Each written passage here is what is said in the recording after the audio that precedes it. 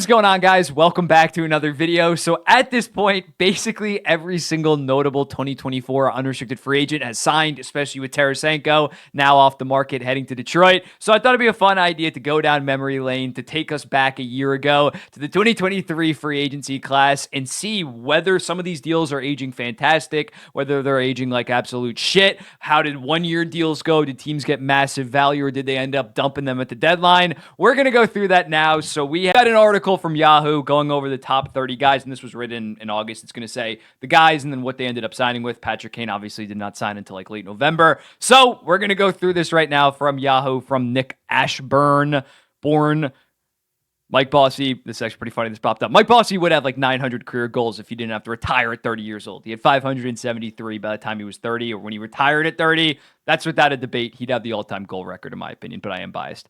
Dmitry Orlov, first up. Oof. What was this? 2 years, 7.5, I think. 7.75 million dollars. This deal, it's not looking that good. He's going to have an elevated role this year, but last year he was kind of the third pair guy with Jalen Chatfield. And don't get me wrong, it was a fantastic third pair, but to give him legitimate low-end number one, high-end number two money, 7.75, yes, it was only for 2 years. This was not good. They should have used that money more effectively on like an actual second line center or something like that. A guy that, if I remember this class correct, that did sign, that was a legit second line center and legit first line center this year. But yeah, this is legit like a C- D+. Maybe he bounces back next year when he has a more elevated role, considering Brett Pesce's not going to be on the team anymore. Tyler Bertuzzi, what was this, 1 year, 5.5? Yeah, 1 year, 5.5. He signed the same AAV with Chicago just on 4 years. I'd say that this was perfectly fine. Bertuzzi came in, was a solid middle sixer, definitely had a bit of a slow start, but was pretty solid defensively for them. A nice physical two-way guy for the Toronto Maple Leafs. This was like a B. I guess I'm kind of grading these as well. Next up, we got Ryan O'Reilly, and this one was an absolute steal. 4 years, $4.5 million when looking at Ryan O'Reilly. This year, he had like 70 points, still was playing fantastic defense, was the second best forward on a Nashville Predators team that safely made the playoffs. I remember in the moment, I was like, only $4.5 million. It was absolutely crazy. I thought he'd get like $6 million on a 4-year deal. Yes, he was like 33 years old, but this guy was playing at a very high level. He had a little bit of a down year offensively in St. Louis and Toronto, but this was a steal then, and now it's looking like one of the best contracts over the next, even if he falls off like 10 to 15% the next 3 years, he's going to be well worth over $4.5 million per. Patrick Kane eventually signed for what, $2.75 million with the Red Wings. Fantastic deal for them. He ended up scoring 47 points in 50 games. Matt Dumba, yeah, Arizona just like had to reach the cap floor, so they gave him $3.9 million. They ended up trading him for what, like a 4th or 5th round pick. So this was kind of a disaster. Now Dallas chomped at the bits and signed him to a 2-year deal at $3.75 million. Also not very good. Ivan Barbashev, what's he, like a 5x5? I think he ended up signing. Okay, yeah, 5 years, $5 million. This is about fair. He's a solid middle sixer. That's kind of the going rate, especially what we saw in this year's market. $5 million for a guy like Barbashev that's only, what, like 27, 28 at this point.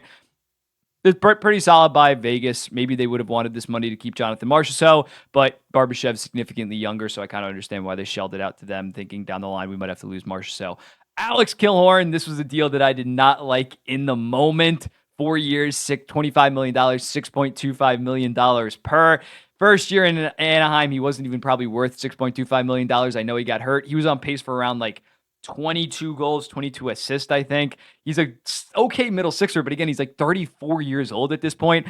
I did not like this deal then. Yes, he's a veteran, but in the final 2 years of this deal, next year you can maybe be like a 5 million, 5.5, but the final 2 years, when he's 35, 36, man, this is going to be bad. We saw some of these deals get signed like this in the last 2 to 3 days, and yeah, these rarely work out. The Andre Palat kind of deals, paying a guy in their 30s serious money. Tarasenko, yeah, to the Senators for $5 million. Not good. Even at the deadline, they only got a 3rd and a 4th round pick for him.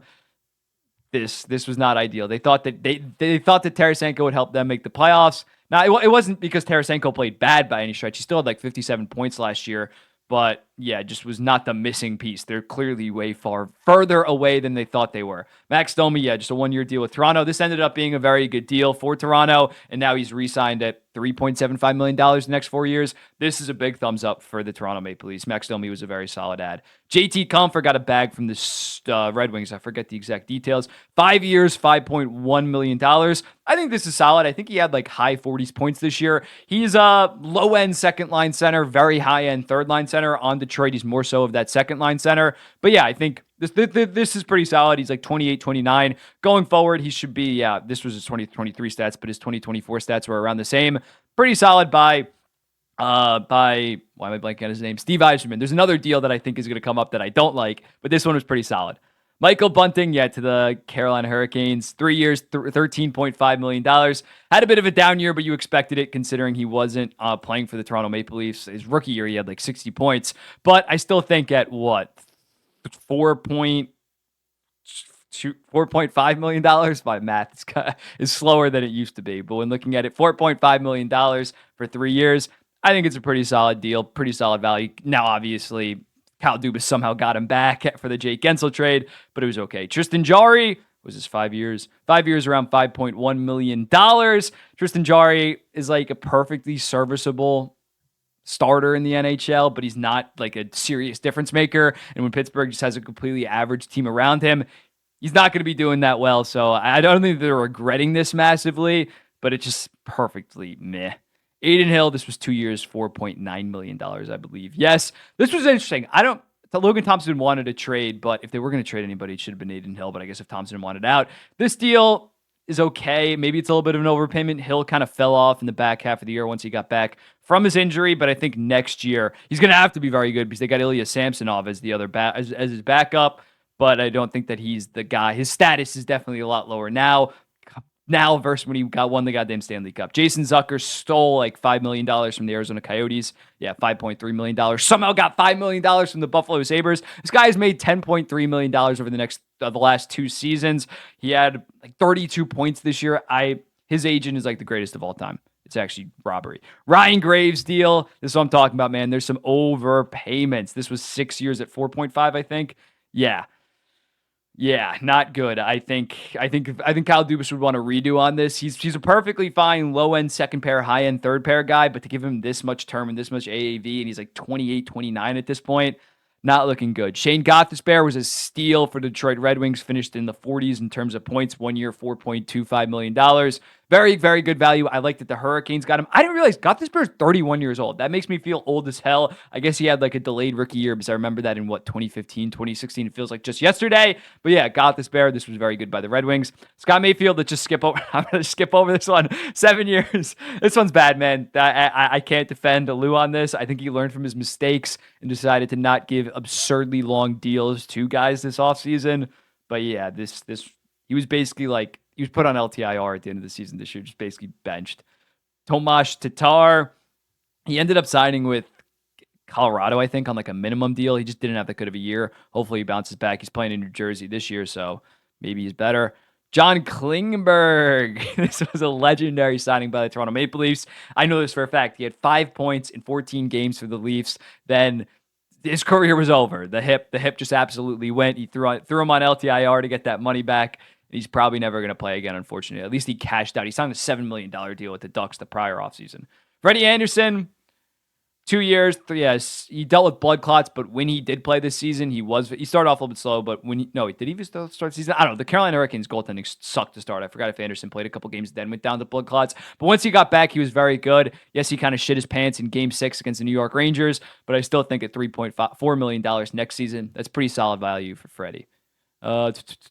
Eric Halla, perfectly fine deal. He's a reliable like middle sixer for the New Jersey Devils at around $3.1 million. Korpisalo, disaster. Obviously, not even on his team anymore. 5 years at $4 million per. He had like an 890 save percentage for the Ottawa Senators. They somehow got out of it in the Linus Ullmark trade, so all is good now. But yeah, this was a disaster.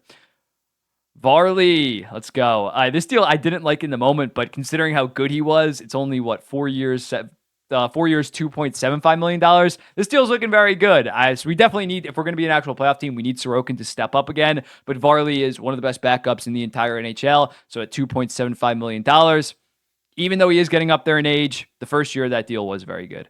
Luke Shen, he hits a lot. He plays defense. I'm not going to hate on this deal. It's only $2.75 million per. It is what it is. Alex Kerfoot, he was actually pretty solid for Arizona this year. He was pretty solid. He was around like 40 points. Solid middle sixer for them. Veteran presence. This is a pretty good deal. Antti Ranta, he shat the bed this year in Carolina. He got benched 1 year. He wasn't even worth $1.5 million. Pacioretty, bonus-heavy deal. Did not really deliver for the Washington Capitals, even though they made the playoffs. Engvall, again, we don't need to talk about this one. 7-year deal, $21 million.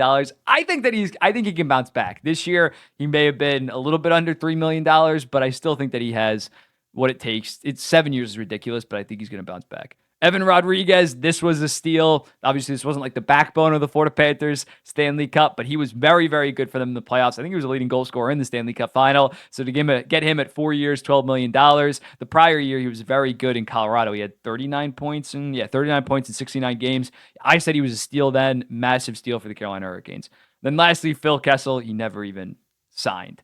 But yeah, there's some pretty horrible deals. If you're paying a guy in their 30s, late into their 30s or into their mid-30s, it's probably not going to work out, but there are definitely some value deals you can get, like an Evan Rodrigues. I thought this was pretty interesting. So let me know in the comments, what do you think about these 2023 deals? Should I go through 2022? Should I go through 2021? And I'll be seeing the next one.